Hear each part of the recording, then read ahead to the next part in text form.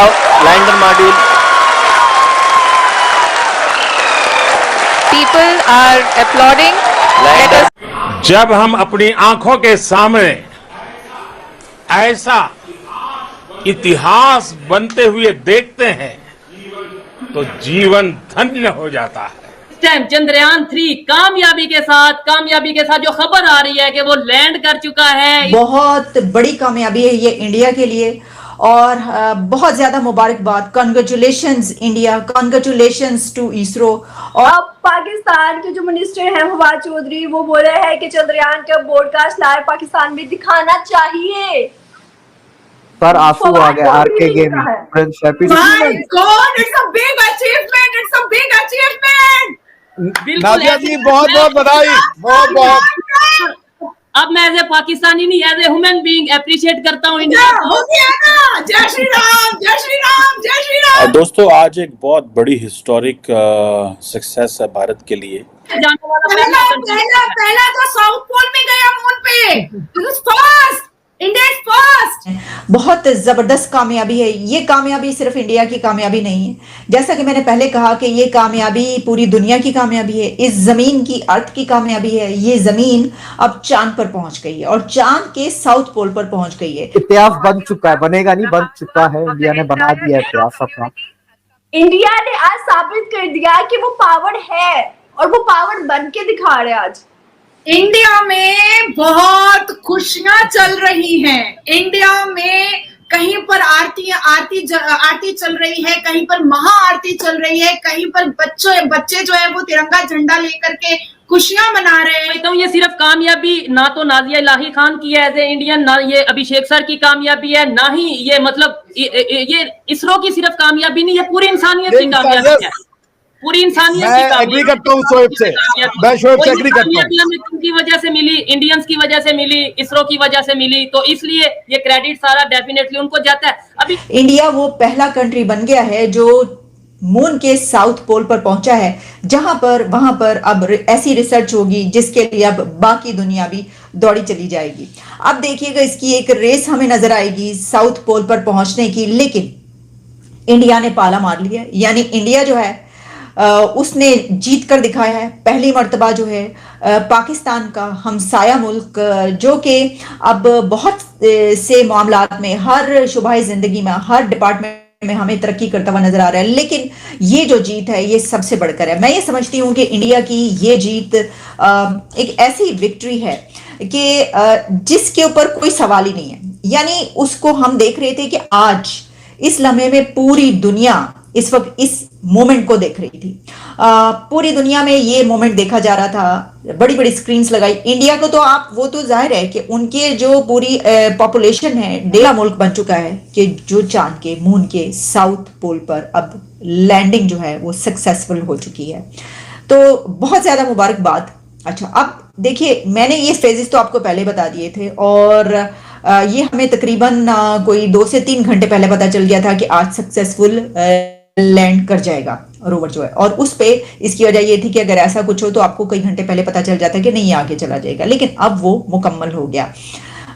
इस पे सभी को खुश होने की बात है और इस पर पाकिस्तान को, पाकिस्तानियों को भी ताली बजाने की जरूरत है। मेरा ख्याल है कि सबको इस पर क्लैप करना चाहिए। अगर आप क्लैप नहीं करेंगे, अगर आप इस पे ये समझेंगे कि ये तो जैसे कि हमारे उधर होता है कि ये दुश्मन मुल्क ये और इसके ऊपर, तो ये आप कहेंगे कि आप जल भून के राख हो गए हैं। और क्योंकि आपकी अपनी जो साइंस और टेक्नोलॉजी की आपकी एजुकेशन है वो किस लेवल की है वो आप जानते ही हैं कि किसी को जो है अलिफ बे नहीं पता साइंस और टेक्नोलॉजी की। और कभी तो हम पानी से चलाने वाली गाड़ियां बनाते रहते हैं और हम उसके बाद बड़े फूले नहीं समाते कि एक साइंसदान ऐसा आ गया कि जो पानी से गाड़ी चलाकर दिखाएगा। और फिर उसके अलावा हम खरबूजों और तरबूजों पर जो है वो ढूंढते रहते हैं बादल और पता नहीं किस किस के मुकद्दस नाम।